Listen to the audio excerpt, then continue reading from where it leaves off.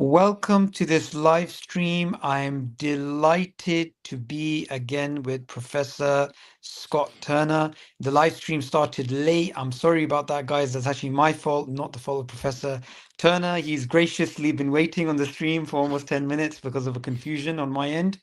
So, Professor Turner, how are you doing? I'm doing fine. Thanks so much for having me back on, Sabur. It's always great to have you. It's a pleasure to speak to you. And there was an interesting discussion between yourself and Professor Massimo Pigliucci in terms of the third way of evolution and neo-Darwinism. And I just wanted to get your sort of thoughts after the discussion, if there were any residual ideas that you wanted to share with the audience. Okay, well, thanks so much for allowing me to do that. I really enjoyed the discussion that we had with Massimo. I thought it was lively and informative and so forth, and I think it illustrated some of the criticisms I have of the whole extended evolutionary synthesis and criticisms of alternative ways of looking at evolution, like the third way that was the subject of our discussion. The first thing I'd like to say, and this is a personal opinion, one thing that Massimo Pigliucci did time and again was to always revert to the genes as an explanation and selection of genes, and so the tendency of the criticism I have of the extended evolutionary synthesis is that it's really not much different from neo-Darwinism and gene selectionism because of this tendency to always revert back to selection of genes as the explanation for everything. And so he maybe inadvertently underscored one of the main points of criticism that people in the third way have of the extended evolutionary synthesis. It's really nothing new. So that's one point. There were also a number of rhetorical ploys that were trotted out during the conversation. For example, the conversation started right off with the dismissal of any alternative way of looking at Darwinism, as a non-problem, and therefore we don't need to consider it. And this is a very easy way to win an argument by saying that your opponents have nothing valid to say, and so that was an issue. And related to that was this.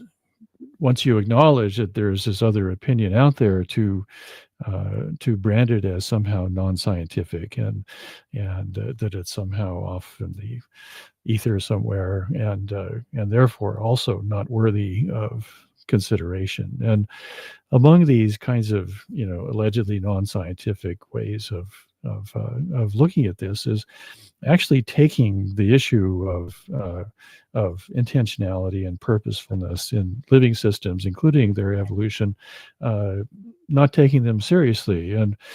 And this is something that's been a longstanding problem in evolutionary biology. I think Massimo made reference at one point to Stephen Jay Gould's argument that what you have is you have two non-overlapping magisteria, as he described it, and what those are really are kind of intellectual bubbles that people confine themselves to, and one is concerned only with their questions and the other is concerned only with their questions, and therefore and we can make progress if the two never meet. And the rhetorical ploy that comes from that is that if you do have a contrary argument out there, you don't need to listen to it because it doesn't make sense within your own intellectual bubble, or it can't be admitted under the rules of their intellectual bubble. And Gould was obviously talking about the world of religious faith versus the world of science, but you see these kinds of epistemic bubbles out there all the time, and modern Darwinism is a lot like that. You know, it doesn't really admit other points of view, and this ties in with some of the things that were said. You know, that well, we're scientific and you're not scientific, therefore we don't really need to pay attention to what you're saying, and and that was argued several times during the conversation. But you know, are we open-minded or aren't we? You know, and you know, should we as scientists be forced to make a kind of a Hobson's choice that if we're to be a scientist, we only have to think about the world in one way and not the other way? And if you venture into this other way of thinking about it, then you're somehow expelled from the respectable realms of science. And you know, my feeling is that where the fertility really, intellectual fertility really takes place is where you have bubbles starting to mix with one another. And that's when you get the fostering of new ideas and the consideration of new ideas. The Could I confusion, just, of course. yeah, sorry, I just wanted to chime in with a small point. Um, if I was to ask from the perspective of a layman, that someone like Carl Woese, who is known to have discovered the third domain of life, an eminent scientist, Mhm. he called James Shapiro's book, who's obviously part of the Third Way, a game changer. So here we're Mhm. talking about some scientific heavyweights. Absolutely. It's not, I mean, I've looked at your research on termites. It's been paradigm shifting, and likewise with Shapiro, likewise with Noble. So we're talking about, we're not talking about people at the fringes of science. We're Yeah. talking about Yeah. mainstream scientists who've contributed significantly. Yeah, yeah. I mean, to that, I would add the name of Lynn Margulis as well, Oh, yes. and James Lovelock. You know, they brought very different perspectives to the whole issue of evolution, and like Barbara McClintock, especially Lynn Margulis, has been regarded as kind of a bomb thrower in evolutionary biology. But I'm glad that you brought that up, because it does raise a fundamental issue in the sciences, which is just what is science after all, you know. And we see all kinds of arguments that science is this, it's the experimental method, it's materialist as opposed to spiritual or whatever. And I think all that's, well, I think the formation of these epistemic bubbles really comes um, from a not clear understanding of what science is. And I'm not saying that I have a clear understanding, but you know, I've looked into, you know, different definitions of what science is, and my favorite definition of it is it's not methodological, it's not limited to one sphere of inquiry at all, but it was Niels Bohr's description of science as being the gradual removal of prejudices, you know, and you know, the example that I like to use is that, okay, consider the electron. You can have a theology of the electron, but the scientist approaches the electron as a way of basically querying nature, nature, and trying to get nature to tell us what its nature is, clear of whatever prejudices or mindsets that we have carrying around inside our brains. And scientists are subject to these kinds of prejudices, even when they're doing science, as any theologian would be, for example.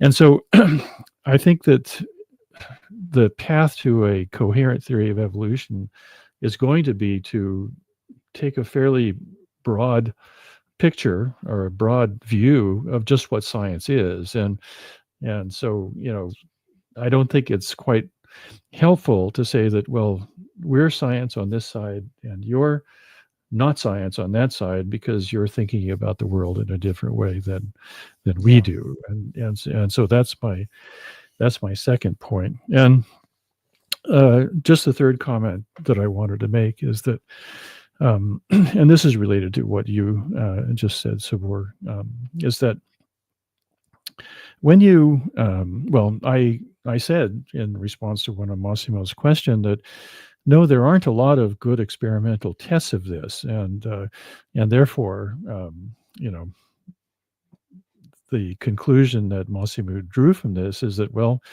you know, extraordinary claims require extraordinary proof, but how do you start the path towards that extraordinary proof? I mean, you do it the same way that neo-Darwinism did. You know, you have an idea that engages people to think about the world in a different way. A lot of people think about it in a different way. You have debate, you have intellectual ferment, and so forth, and then something comes out. And again, this is where the non-overlapping magisteria come in. But in this case, in the case of evolution, it's the Darwinian magisterium, and there's the physiological magisterium. And in fact, on the physiological side, which is where I come from, there's an enormous body of experimental work that underscores some of the fundamental aspects that challenge the neo-Darwinian idea.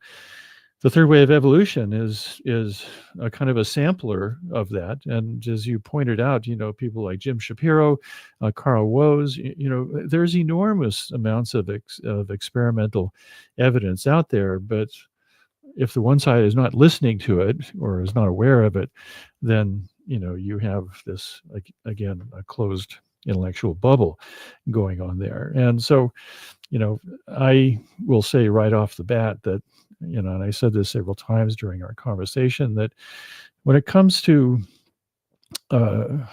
considering phenomena like intentionality seriously, I will admit flat out that I am kind of on the fringe. You know, this is in part due to a long intellectual journey of my own, where I went from being a fairly conventional Darwinian and a fairly conventional scientist to actually concluding after about 20 years that no, I can't support the Darwinian idea anymore. And the reason I couldn't do it was because of what I was seeing as a physiologist and reflecting on what those physiological lessons were to how life evolves. And you know, that's again, you know, I will say that I don't have a lot of company, but the third way of evolution is at least open to this kind of thinking. That's why I find it such an exciting group of people to be around.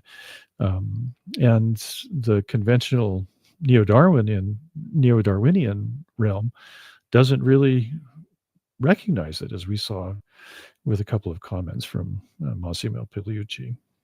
Yeah. And just another question, Professor Turner, about definitions, because something I was thinking about, and I just wanted your thoughts on this.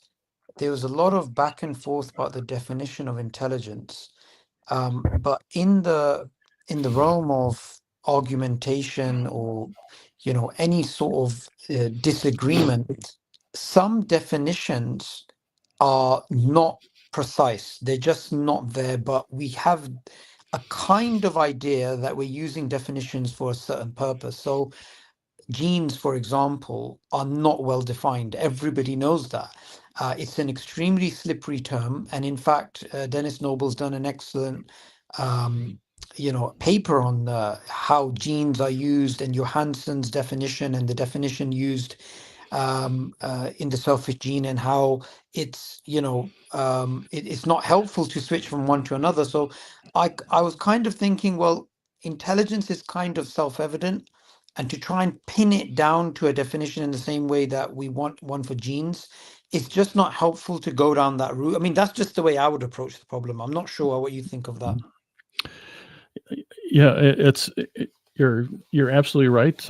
We really don't know what a gene is, and some of the ways that we are coming to think differently about genes actually undermines the Darwinian idea of the neo-Darwinian idea, really, of gene selectionism being the powerful explanation that they claim it to be. So Yes, you have a concept that is, or a term that is a useful conceptual basket to put all kinds of ideas in, and of course, scientists, everyone really speaks in the kind of code that we all understand. So when you say gene, you know that scientists know that there's all these kinds of other things that are wrapped up into it, until you finally overload the basket so much that it kind of breaks apart, and you have to come up with new baskets. I think a similar thing applies to intelligence. I think it also applies to the concept of consciousness. This is one reason why I like to avoid the term consciousness. But intelligence, we don't actually understand what it is. You have really two different conceptions of what brains are. Where intelligence comes from. Uh, we made allusion to this briefly during the conversation with Massimo. Is the brain a computer, or is the brain something else entirely? And when we bring our organismal perspective to the concept of brains, and how intelligence comes from that, um, we bring a point of view to this that is very much influenced by our own experience. We have very highly centralized brains, very strongly differentiated nervous systems, and so forth. But you, in fact, see behavior of brains in other kinds of situations as well. And I can't say that I'm the originator of this, but when you're talking this idea, but when you're talking about things like social insects, and this includes a lot of fascinating work on bees and ants as well as on termites, you have what's called a swarm intelligence that comes from that, and so the intelligence manifests itself in some of the same ways that intelligence manifests itself in our own experiences. The ability to solve problems, the ability to look at situations, novel situations, and work out some solution to it that the body then implements. And so, if you have that obvious example of an intelligence that's not built around centralized nervous systems, this forces us to kind of, start overloading, or maybe, to use a different metaphor, unraveling the basket that we have typically put intelligence in, which is a function of highly evolved, well, highly specialized, centralized nervous systems. And when you can look at it that way, then you can look at the emergence of intelligence in ourselves in kind of a different way. It's a it's a cognitive problem, for one thing, which and if you believe, as I do, that one of the fundamental attributes of life is that they are fundamentally cognitive systems, then you open up the possibility that intelligence can emerge in all kinds of different contexts, not simply organisms with centralized nervous systems, but in these kinds of diffuse information transferring and processing systems that you find in social insect colonies, and that you can even find in assemblages of microorganisms as well. Yeah. Uh, I think the books are still open on just what intelligence is, and my own preference is that intelligence arises from a kind of homeostasis that occurs within these information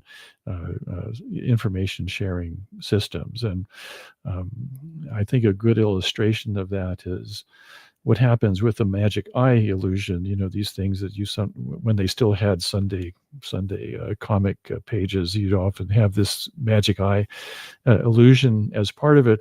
It's one of these things where you stare at it for a while, and you hold it in the right position and so forth, and eventually a 3D image pops out of that. And neurobiologists have been looking into the magic eye illusion, and it illustrates a very um, important thing about cognition and intelligence. We see the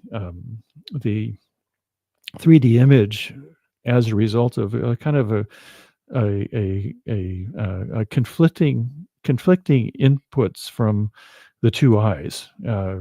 And there's actually a lot of brain activity that goes on in trying to work out this conflict. And eventually the brain just resolves the conflict as a perceived 3D image. And so you get this kind of competition that's going on between different elements within brains and so forth, and eventually they come to a resolution. And brain homeostasis comes into this because processing information is a very stressful thing for nerve cells to do. And what happens is that once it decides, then all the brain activity can settle down and the brain goes back to its normal state, its homeostatic state, if you will, of a certain level of activity. And you see kind of the same things going on in these distributed intelligence systems, social insects, for example. You introduce a novel stimulus, and everyone goes crazy for a while, and eventually, and at least in the case of termites, the termites construct a new environment that allows them to settle back down again. And how intelligence comes from that, I will admit I have no idea, but it's a common element that occurs in centralized nervous systems and also these kind of distributed fluid nervous systems, if you will, that occurs in social insect colonies. Uh, so my short answer is I don't really know what intelligence is, but I'm seeing common elements of it, not only in highly intelligent creatures like ourselves, but also, quasi-intelligent creatures like superorganisms as well. So Yeah, absolutely. And I just want to add a last point before we move on to your book, which is I think in your last book that we reviewed, one of the things that you write is about how if there's a damage to the structure, the mound of the termites, how it say if winter comes in and then those termites die out, there's an mhm. inherited sort of memory where the new termites know where to go and do the repair Yeah, of the organism. So I mean, obviously, Massimo said something to the effect of that mound isn't an organism, but clearly here we can see there's this type of intelligence that, like you said, is not just bound up it in the traditional way that we think it is. So yeah, it's yeah. undefined, but clearly it's not neo-Darwinian or determined behavior. Yeah, yeah. The memory in the case of the termite mounds is a particular shape of an unfinished repair project that is left by several generations of worker termites previously, um, and this ties into the conclusion that actually have had to draw. And this was I started this line of thinking in the extended organism that no, actually the mound is as alive as the termites that created it. And by definitions of the thermodynamics of the thing, the transfers of mass and energy that goes through it, the dynamic, uh, essentially transient nature of the mound, you find parallels to this in living systems as well. And you have flows of energy and thermodynamics and all these other kinds of things that flow through any physical system. But in the case of the termite mounds, you can't escape the cognitive abilities of the termite swarm to not only create that memory, but also to keep it in place, because the mound is a fairly unstable structure. The termites go away, the mound eventually erodes away. Some aspects of it are left for decades, but you can very easily tell a dead colony because you see this characteristic erosion of the mounds. And so, what the termites are doing is that they are building the mound as rapidly as it breaks down, keeping it in a certain persistent state throughout the life of the colony. And that's exactly what our own bodies do, for bones, for fluid balance, for maintenance of energy balance, all those kinds of things. And so, uh, yeah, how can you treat the mound as not alive? And so, Yeah, it's just as alive as we are, and the logic of that can extend then to any interaction of living things with its physical environment. The physical environment is in many ways a constructed environment by life. The most widespread example of that, of course, is our own atmosphere. That's a biological construct. It's maintained at a certain level, in part because, as James Lovelock said, the Earth has a kind of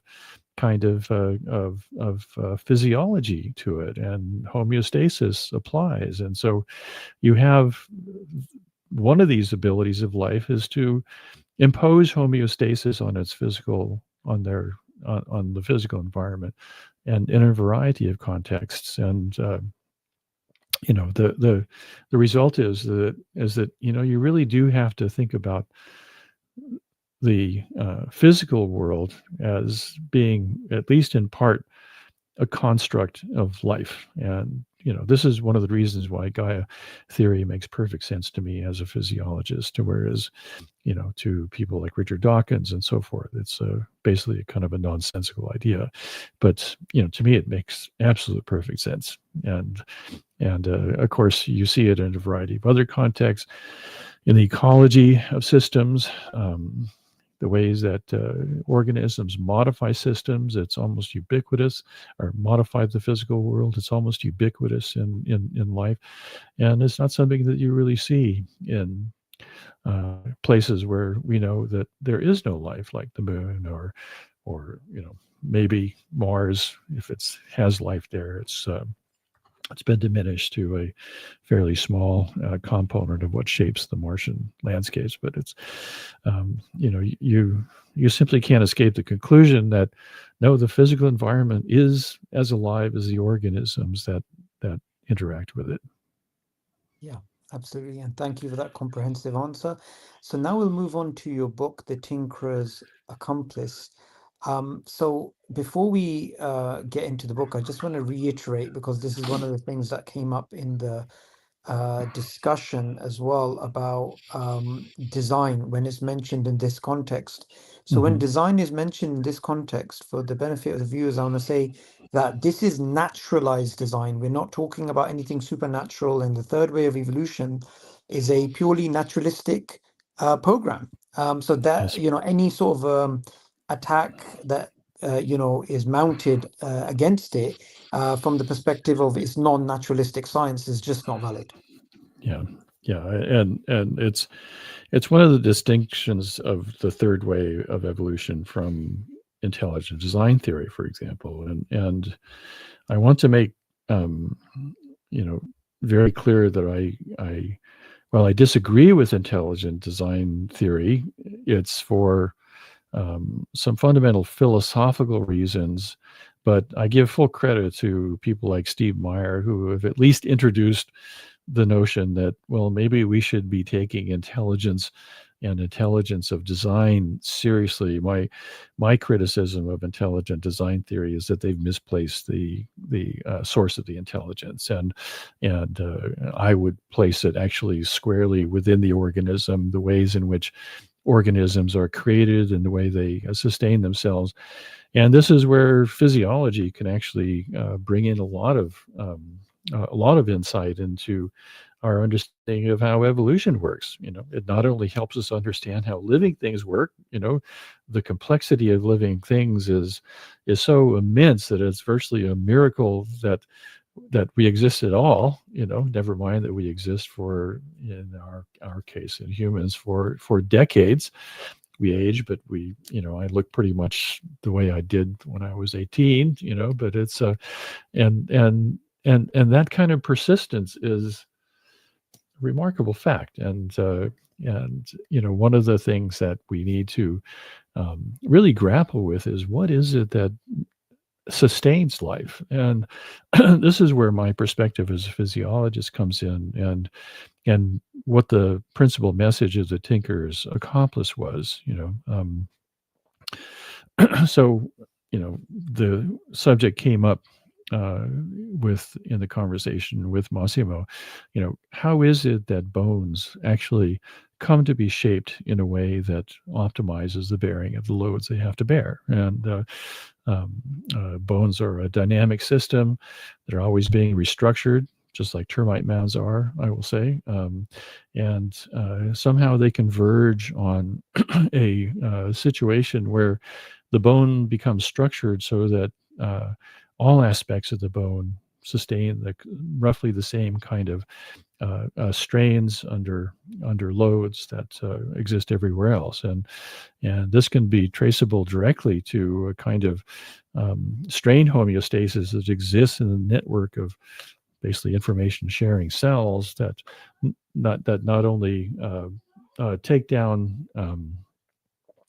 bone, break down bone, but also build it up. And this kind of dynamic um, balance between building and destroying. It's the same kind of thing that happens throughout the living systems. So, and you see this over and over again in seemingly designed systems. Um, the design of blood vessel networks is an example of that. For example, you see the same kind of thing going on. You a kind of continual restructuring of blood vessel networks, and the overall aim is to maintain an optimal or a particular level of shear stress as the fluid flows through these vessels, and and again, the part of the message of the Tinkerer's Accomplice was that if you start looking at life in that way, then you start seeing demonstrations of it everywhere. I mean, I'm looking at a bunch of trees outside my window here, and the same kinds of principles of strain homeostasis apply to the architecture of trees. The relationship between diameter and strength of the diameter of the trunk and strength of the wood and its height and so forth. There's a very there's a very sound physical basis for that, but it's not at all what you would expect from just a simple, scaling relationship between height and diameter of the trunk. In fact, is regulated around maintaining a particular elastic tension inside the trees, for example, and this is something that has to actively be done. It's done by the cells that lay down wood on the inside of the bark, and again, there's a design principle right there, and it can be traceable to a kind of homeostatic process that occurs within the brains. And we hinted at this briefly already. A similar kind of thing happens inside brains as well. So, no matter where you look, and if you have this lens that you can look at it, you see this kind of emergent design that happens everywhere. And the common theme is basically homeostasis of something or another, either mechanical strain in bones, shear stress in blood vessels, elastic stress in tree trunks. In the case of brains, as regulation of oxidative state of the brain cells, which is thrown into disruption by brain cells doing what we think is their normal function, which is firing impulses down axons and these kinds of things. But you see it everywhere, really, and this is one of the reasons why I've decided that actually intelligence is a universal feature of living things. And I might disagree with the intelligent design people and the source of that intelligence, but the intelligence is there, and somehow we have to be able to deal with it. And I am just not convinced that the gene selectionist idea does that. Yeah. And I want to bring in a statement from Dawkins here so we can actually speak about the illusion of design and design itself, because what your perspective is essentially saying is there is design, but it emerges from within a naturalistic process, and then it takes a sort of Hmm. life of its own. Yeah. But the gene-centric or Dawkins view is that actually it's an illusion of design.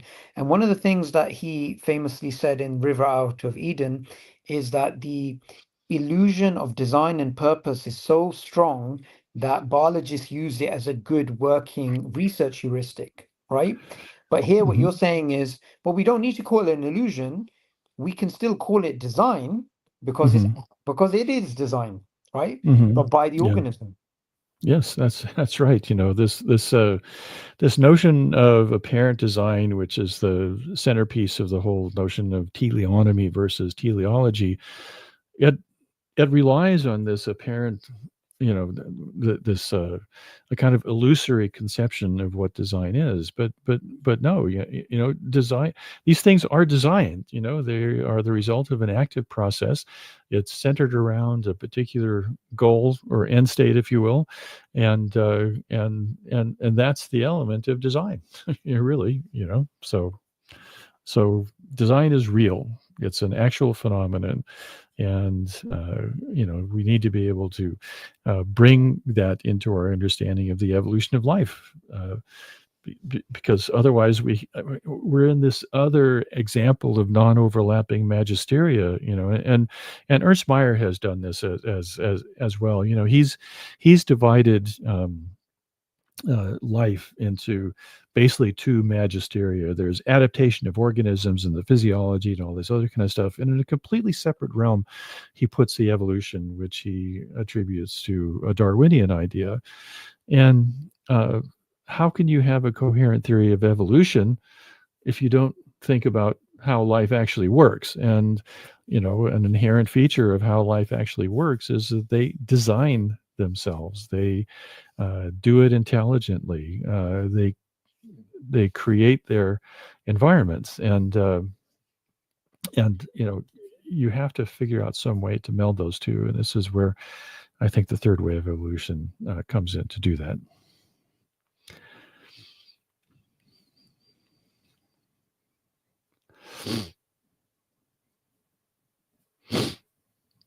Are you there, Sibor?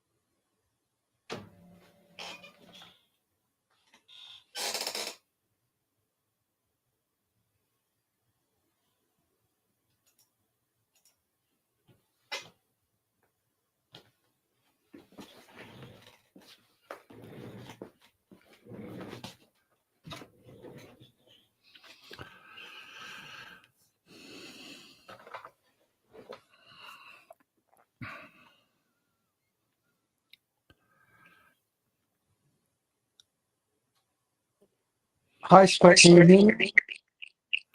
I said, where? Okay, just give You me. seem to be here. Sorry, Seem give to me be one here, and second. okay. Okay. There are two Uh, versions of you here. okay. What about now? Yeah, I'm getting a fair bit of echo. Okay, I'm just going to remove one version of myself. Okay. Add the other one. Okay. I can't hear you now. You're muted there, Sabur.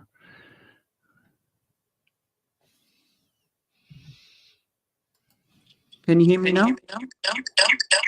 Yes, we still have this kind of reverberation going on here. Okay, so just give me a second. What about now? Um, so, Now okay, you I'm should not. just see what I'm doing. Yeah. Okay. Yes. Okay, so just give me 1 second. What's basically happened is someone was calling me and it messed up the live stream. So Okay.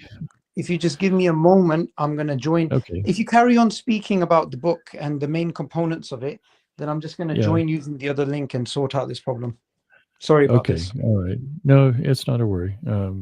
I actually had a long answer that went on after you disappeared from there, and I'm I hoping was it's still listening. recording. Oh, you Yeah, did? yeah, Okay. All right. yeah, we're live, It- so it's still recording. So if you okay. carry on speaking about the main components of the book, and I'll join using another link. Okay. All right. Thank you. Sure thing. Okay. So the Tinkerer's Accomplice basically was making this point. And again, it's one of these issues where if you start thinking about the environment as being a construction of life, you start to see it everywhere. The same kind of thing applies to approaching the question of design as an expression of homeostasis of built systems, which all organisms and which all cells, for that matter, are. There's active manipulation of environments. There's cognition involved. The cells or organisms at any scale have to understand something about what the environment is, and these things are always coupled to cells or organisms as being capable of shaping the environment, basically to maintain the requisite flow of matter and energy into the living system to enable its persistence, even in the face of variation of the external environment. And this is where the concept of adapting the environment to themselves is as important to understanding adaptation and evolution as is organisms adapting to their environments.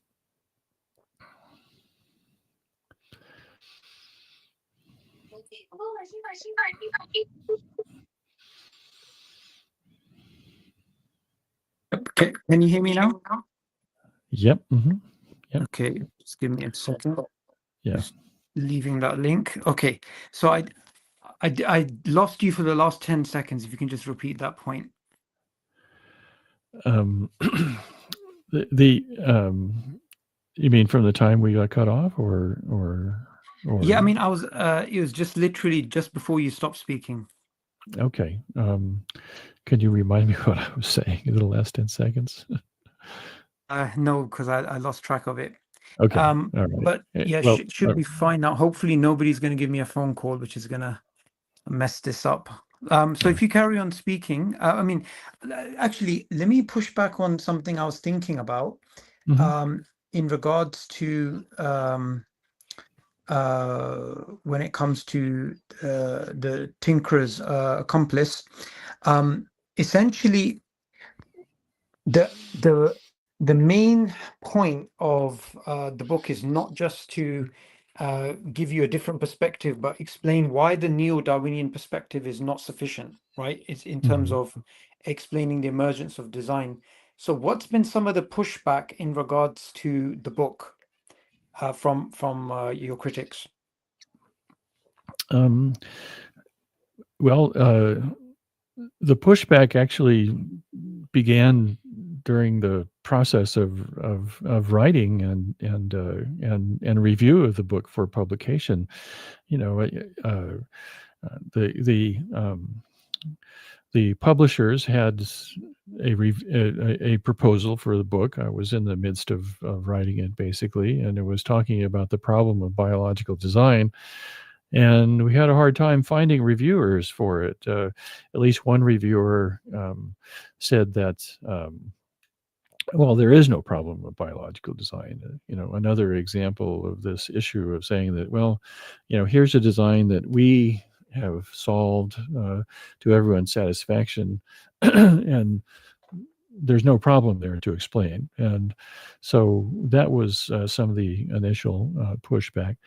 The other areas of pushback came because uh, it came out shortly after the whole dust up of at Dover, Pennsylvania, over the teaching of intelligent design in schools there in Dover, Pennsylvania.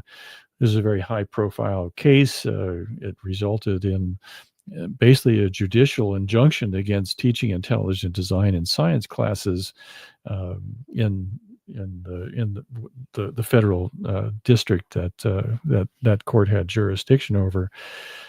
And it was a very high profile case.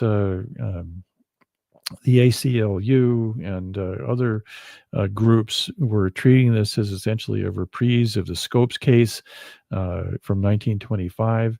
And even though Tinker's Accomplice came out a couple of years thereafter, there were still some pretty hard feelings over that. And so I was sort of lumped into being an intelligent design slash creationist apologist there, and um, actually nothing of the sort. As I said, even though I'm friendly with the intelligent design people, I don't agree with them on all things, and I think that there has to be a different way of approaching the whole question of intelligence and purposefulness and evolution. But given the given the kind of high emotions and high profile there, it's hard to expect rational thought about this. But I was writing about this, I say, well, why can't we talk about intelligence in schools, or intelligent design in schools? There is intelligent design, but it's not what the intelligent design theorists have might have thought about it. And so I wrote some op-eds, basically. Uh, Defending this notion of intelligent design, maybe not the way that the intelligent design theorists want it to be emphasized, but nevertheless, to kind of open up the conversation, because I thought they were dealing with a real problem in evolutionary biology, especially, and so that earned me some animosity. I mean, I had one reviewer of the book who basically demanded that I be very open about my own religious beliefs, as if I was trying to sneak a theocracy into the public schools, and completely unfounded. And there were some other issues as well. Lynn Margulis, of all people, invited me to give a presentation at her school, and she wasn't there when I did it, but I laid out my case, and apparently it caused quite a bit of controversy in the department. Never invite this guy back again, and this sort of thing. So there was quite a bit of pushback for it. This is one of the reasons why I actually think that the public debate over evolution and how to teach it has become very, very polarized, and anyone who wanders into the essentially no man's land that's been set up between these two warring camps is basically attacked and strafed. I was. Thomas Nagel was. Anyone who ventures into that, finds themselves the object of a great deal of ire coming from one side or the other. The same thing applies to someone like Jerry Coyne, for example. I mean, I've traded words with Jerry Coyne, but there's no doubt he's a pretty good evolutionary biologist. He's a pretty good scientist, and nevertheless, just because we're scientists doesn't mean we're always objective about the way we deal with ideas that may force us to stretch our mental muscles a little bit. So I have got quite a bit of pushback, but in the end, I'm proud of what I wrote in that book. It does lay out a different way, I think, of thinking about design and evolution, for that matter. So. Yeah, absolutely. And just to reiterate, when it comes to the arguments that you make in the book, this book and the previous book that I interviewed you on, this can be backed up by papers that you'll find, that describe the sort of phenomena that you're speaking about. And one of the papers I wanted to cite is Beyond Biomimicry, which you published alongside Rupert Saw, What Termites Can Tell Us About Realizing the Living Building. Now, in this paper, it's very clear this is non-neo-Darwinian behavior. And Yeah. that's I mean, you're making inferences from that, but clearly it's not just yourself. There's a lot of studies in terms of the study of social insects, which shows that their behavior doesn't fall in line with the neo-Darwinian predictions of what they're supposed to do. Yeah, absolutely. The whole collaboration with Rupert Soar, is one of the great collaborations of my career. He's a great guy and very open-minded, and he came into this from a very different perspective from mine. I'm a physiologist. He's a structural engineer, especially interested in 3D printing, rapid fabrication, and those kinds of things. And we had a lot of really interesting conversations about biomimicry because, there are some famous examples of using the principles of function of termite mounds as a design principle for buildings. The most famous of which was the Eastgate building in Harare. The architect there was Mick Pierce, and the whole biomimicry aspect of it, how can we bring lessons of nature into our own built environment? It was making, I think, the same mistake that neo-Darwinians do when it comes to evolution. Namely, they were taking a kind of a structural mechanistic approach towards biomimetic things. If you look at a structure in the living world and you somehow mimic it for the built environment, then you'll get something related to biological function there. And the point that we were trying to make in Beyond Biomimicry is that no, if you want to get to the living building, which is kind of an ideal for among architects and engineers, you need to take into account the dynamic and adaptable nature of life and the built environment that living things make, and that was kind of the point there. How do you get to the kind of basically cognitive function of a building that mimics the cognitive function of built environments made by other living things? And I'm not immersed deeply in that world as Rupert Soria is, but the question is, how do you implement that in basically buildings that you build? The phrase that Rupert used to use is that a lot of biomimicry is what he calls biological bling. You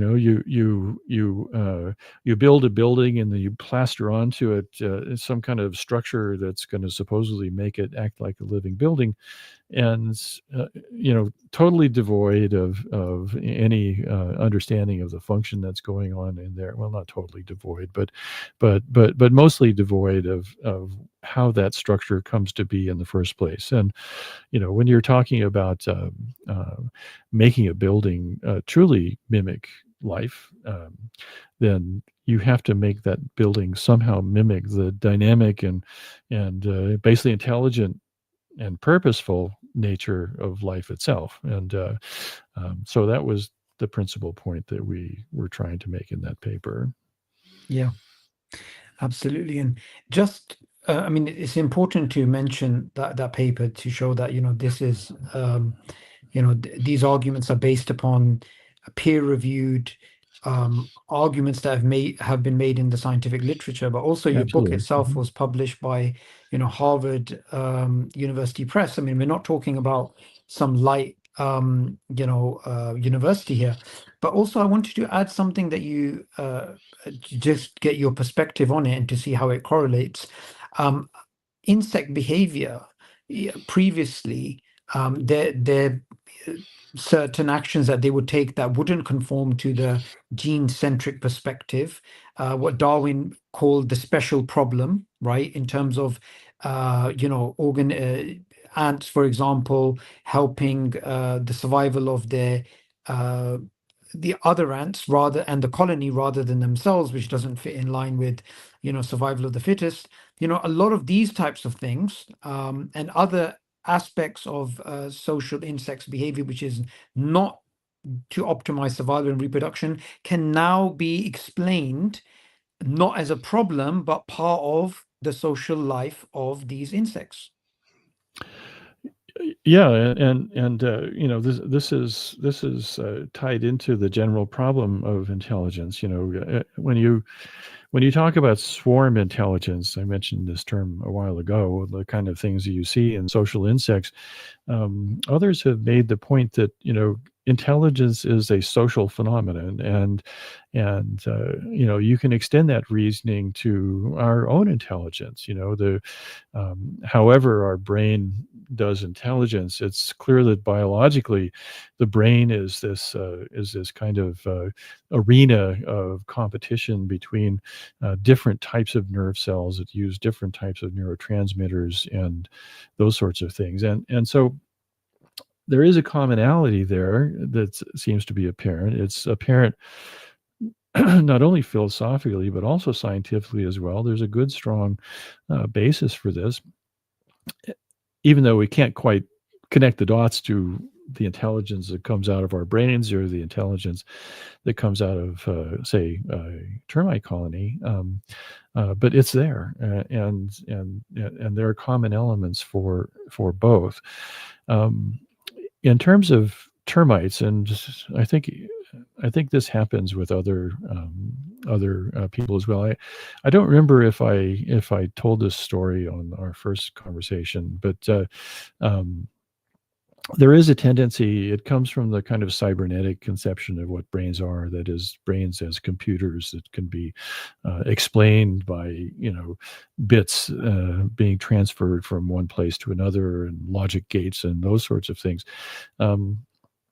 There's this tendency to try to mimic what social insects colonies do by treating them as robots that behave according to certain algorithms.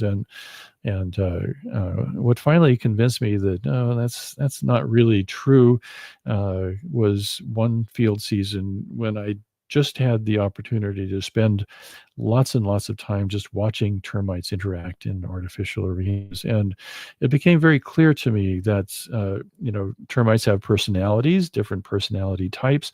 They work very hard to care for one another.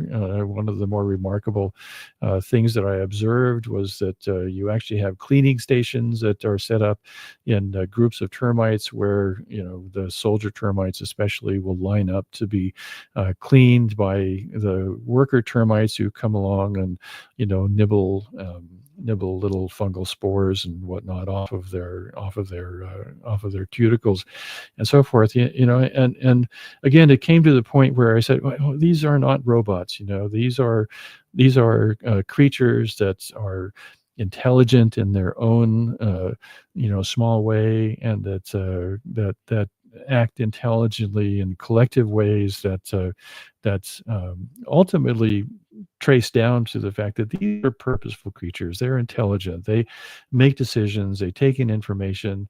They respond with certain kinds of actions, and not every termite behaves in the same way, but nevertheless, out of it comes a set of interactions that basically preserves the swarm in ways that are a little bit difficult for the whole survival of the fittest concept to explain.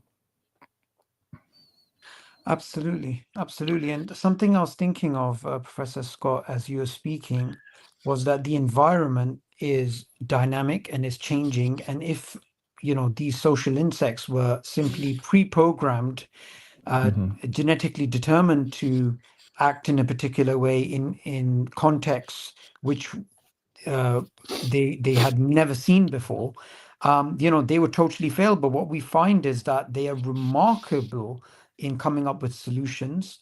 And this is where the whole concept of niche construction really took off. They adapt Hmm. the environment to their Yeah. needs as opposed to adapting to the environment, and it happens in real time. And they come up with really innovative solutions. Yeah, yeah, and excuse me. This is another one of these paradoxes of the neo-Darwinist gene-centric idea. If you if you reflect for a moment on what genes are as determiners of function, then they're really anti-evolutionary devices. And of course, this is the problem that Darwinism ran into during the emergence of the gene concept at the beginning of the 20th century. Initially, they were thought to be the nail in the coffin to the Darwinian idea, because organisms are specified by genes and the kinds of nebulous sorts of natural selection concepts that Charles Darwin himself was pointing out didn't really hold up. But of course, the neo-Darwinist synthesis by Ronald Fisher and Sewell Wright and J.B.S. Haldane that said, well, no, actually, genes can be a force of evolution, but the variety comes in from mutations. And of course, since then, we've had an enormous expansion in our understanding of what a mutation is. Obviously, it goes beyond simple point mutations. It comes into things like transposable elements that Barbara McClintock did, and so forth. But genes are basically a deterministic anti-change agent in living systems. They're a form of memory. And the big problem in that conception, and it carries on into the extended evolutionary synthesis, is that it doesn't have a good explanation for adaptation. And the kinds of things that you're describing there are adaptations. And the gene centric explanation for adaptation is you have the emergence of so-called apt function genes, and okay, that depends upon rates of mutation and those kinds of things. But because of the conservative nature of genes, that becomes hard to reconcile with that famous quote from Darwin at the end of The Origin of Species about these endless forms most beautiful. The remarkable thing about life is just how diverse it is. Where do all these different forms come from? And it happens not only within species, but it also happens, just across the board. The emergence of different ways of living is just mind-boggling. And Darwin, being the superb naturalist that he was immersed in that. And I think most evolutionary biologists are as well. But because they are stuck in the gene centrist idea, and because the extended evolutionary synthesis is basically a gene centrist idea, they don't have a good concept of adaptation. And this is one of my principal points here. The principal driving force for evolution, in my view, is not gene selectionism, but adaptation, the ability to change form in response to varying environmental conditions. And one of the ways that that happens, of course, is through taking information from inherited memory from genes, but it also involves reshaping environments in ways that help maintain the flows of matter and energy upon which life depends. You don't have life if you don't have the ability to maintain those flows of matter and energy, and in ways that specify a form. Um, and this is the big hole that's sitting in the middle of the extended evolutionary synthesis. If you go online, you can see various kinds of flow diagrams of what comprises the extended evolutionary synthesis. And of course, it includes niche construction, it includes developmental biology, they say it includes behavior and those kinds of things. But a glaring absence is adaptation. And of course, adaptation has always been a difficult concept for any kind of gene-centric evolution to account for. And it's been difficult because adaptation is precisely the kind of intentional, purposeful modification that's the whole Darwinian idea doesn't want to think about. Yeah, and so to me, adaptation is the big lacuna there in modern evolutionary thought. And again, I come back to the notion that how can we have a coherent theory of life without considering its intelligence and its purposefulness? And we can lump those together in the concept of adaptation, as if you will. But we can't have a coherent theory of evolution as well, because it's divorced from the basic thing that makes life distinct. And this is the purposeful and intelligent nature of adaptation. Now, teleonomy is one way of trying to get around that. There are lots of interesting heuristic ideas for how to get around that. My favorite, being a physiologist and an ecologist, of course, is Hutchinson's notion of the niche. And if you take a gene-centric view of that, then the tendency of populations is to go towards the center, to go to that part of the ecological niche that best conforms to what your physiology is. Select a certain temperature range, fish selecting a certain temperature range in a pond, all these other kinds of things. But I think it's kind of I don't know, almost a crypto-Platonic way of thinking about adaptation to environments, because, does this niche actually exist out there? But it also kind of diverts the focus from what's really going on in adaptation, especially evolutionary adaptation.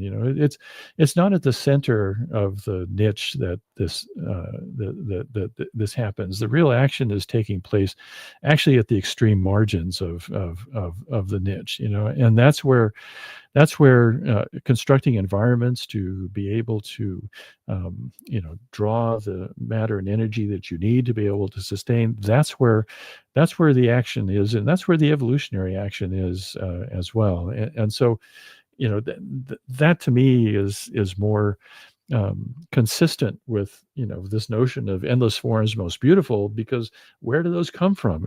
They come from organisms adapting.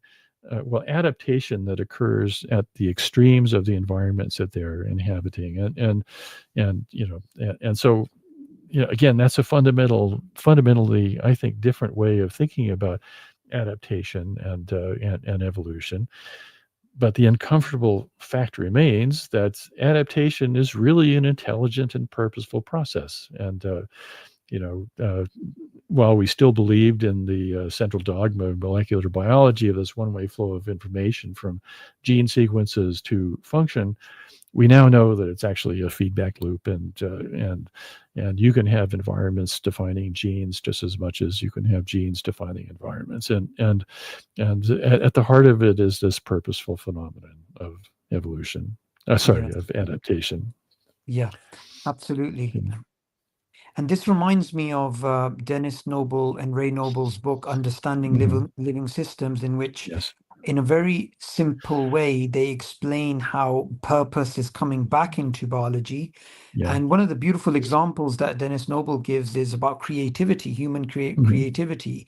Absolutely. Hmm. It's not really understood from a neo-Darwinian perspective, but um, from a purpose-driven perspective, Yeah. you have this burst of human creativity coming out Hmm. because we can harness stochasticity, we can harness randomness for the benefit of the organism, right? Hmm. And one of the Yeah. other examples that he gives is during the coronavirus, that our immune systems, when they realize there's a foreign threat, they told the organism told the DNA to mutate faster and to Hmm. downgrade the proofreading system to create Yeah. new DNA sequences, which were then selected. And this was all happening in real time. And Yeah. in a way, I feel, Scott, that you yourself, Noble, and others, you're bringing color into a black and white book of biology. There's a lot of, I feel like things are getting animated. That's the feeling I Well, get when I hear you speaking.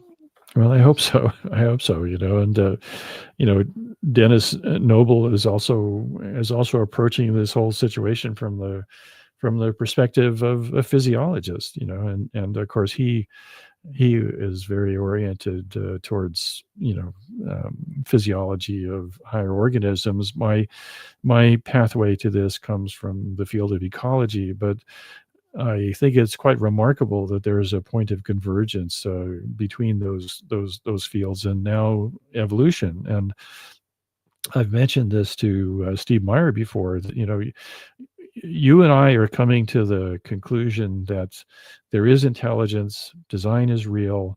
We might differ on the mechanisms or the origins of those intelligence, but nevertheless we've kind of converged on the same place, and but from entirely different intellectual perspectives, and yeah.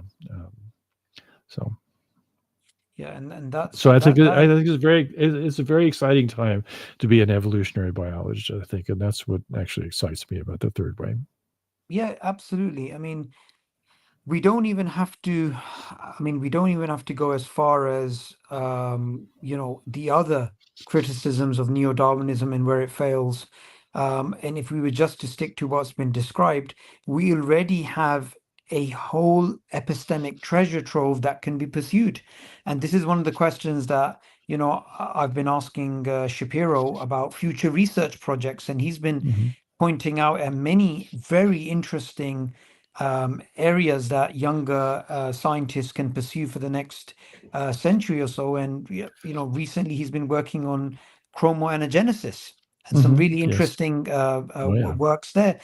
So to end the stream, what new avenues would you recommend academics to get into to look at this aspect of biology, this new purpose-driven perspective, so that we can have a complete, if you like, picture that we can show the neo-Darwinists and say, well, this is also coming out and this is also coming out, and these things are bringing life into biology. Hmm. Yeah. I mean, it's to me the big unsolved problem is adaptation. We've recognized that adaptation takes place.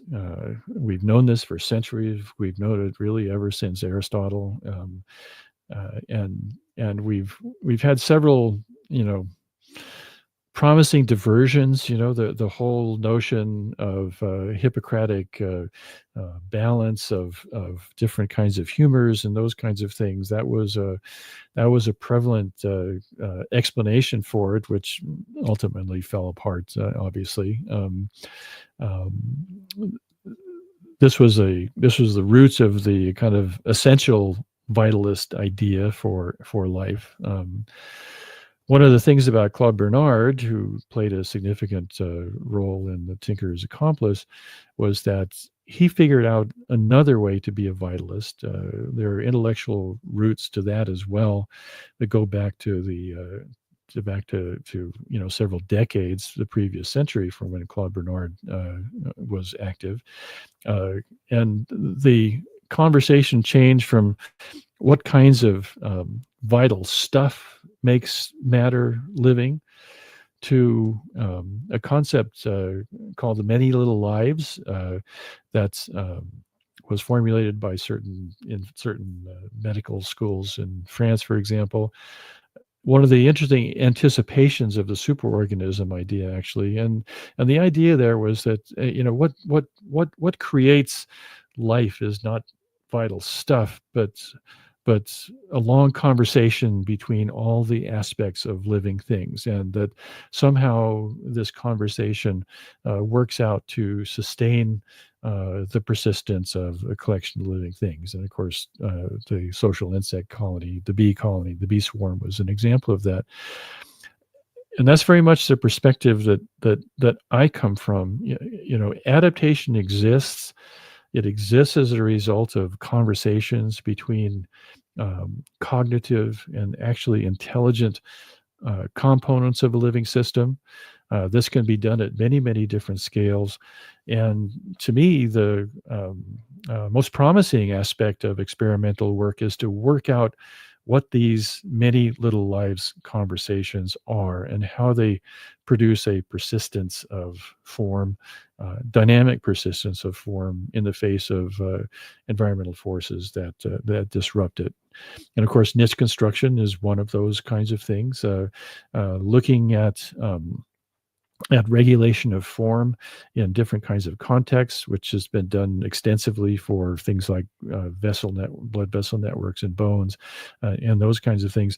To me, that's a very promising area of research. And my own approach to it, because I'm not that good with sophisticated laboratory technique, was to approach it in terms of social insects, that to me is a major area that people could work on to basically fill in this extraordinary gap that was alluded to in our conversation with Massimo Pigliucci. These things will be filled in, but people will fill it in if they start thinking about life and evolution differently from the kind of bubble that we've been in for basically more than a century. Absolutely. Absolutely. So that's, I mean, just to key off your point, I would love to have you back to speak about the extended organism. I think that's a nice topic we should cover next time. And Okay. also, I just wanted to add something for the benefit of the viewers, that Darwin himself was much more open-minded than the neo-Darwinists of today. In the sixth edition of The Origin of Species, he actually gives credence to some Lamarckian ideas. Absolutely. He has his theories of gemmules, which Hmm. is clearly not something that, Weissman and others afterwards were in favor of. And I really love what Noble said, that, Darwin would never have been a neo-Darwinist. I think so. I mean, he was far too good a naturalist for it. The pangenesis episode is a really good one, because Darwin understood the need for heritability of adaptation.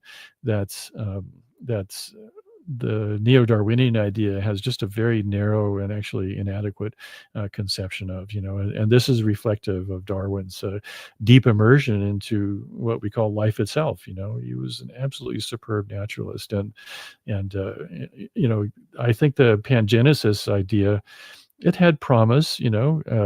He wasn't wrong because well, I don't even want to say he's wrong, because Darwin himself was a little bit of a Lamarckian, but it's certainly the case that Darwin didn't understand heritability, which no one at the time did really. But he was on the right track. He was trying to come up with a way of reconciling heritability of adaptation which was a central concept to his theory, with this emerging notion of a particular theory of inheritance. And he took an essentially physiological approach to it. And I think it fell flat in part because of the lack of knowledge of what heritability was, but also the minds of his colleagues were actually not there to and not actually able to consider it carefully. And just to illustrate, some of the what are now relegated as fringe theories of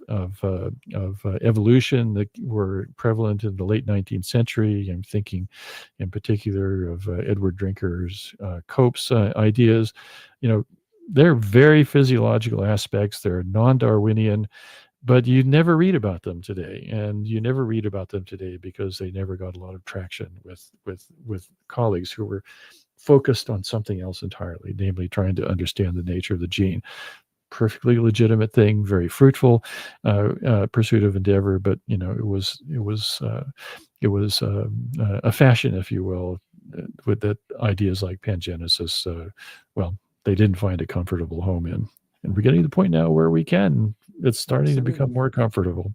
Absolutely, absolutely. So thank you so much, Professor Scott, for that enlightening talk. Apologies for the technical issues we had. This is the problem of going live from home. Oh yes, So I know. next time we'll be in this. Next time I'll be in my studio, Yeah. and we'll avoid all these things. So you're going to be giving me some papers to put in the comments. Maybe you can go over what those are.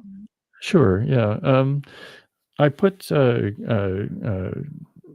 links and titles of two papers that I think might summarize what was really kind of a convoluted multi-decade journey for me. I used to be a pretty staunch Darwinist, and my thinking on that has changed in part because uh, reflections on the nature of the organism, which the work on termites did, to questions of homeostasis, and ultimately to the reasons that I've basically decided I cannot be a Darwinist anymore. And so there are two papers. One is called Homeostasis and Purposeful Evolution. What I try to do is to show how homeostasis can actually be a creative force, explaining basically the generation of endless forms most beautiful, which I don't think the genetic idea does very well. And then the other one is one that I was invited to write. It's for a Polish journal of all places called Philosophical Aspects of Origin. I won't even try to pronounce the Polish name for it, but it has a bit of a provocative title. It's called "Do Species Want to Evolve?" And it's a play on something that I said mentioned in the last chapter of Purpose and Desire, which infuriated some conventional neo-Darwinists. And basically, I said that, well, it was about the evolution of flight, and I said provocatively, trying to stir the pot a little bit, that birds can fly because in some deep sense the ancestors of birds wanted to fly, and so the title of that paper is "Do Species Want to Evolve?" And I just put them up there because they're useful summaries of what was really a 20-year long journey for me, intellectual journey, and also easier to read than the three books, although I'd still Brilliant. recommend the three books. Brilliant. Thank you so much, Professor Turner. It's been a Okay. pleasure speaking to you. My pleasure, Sabur.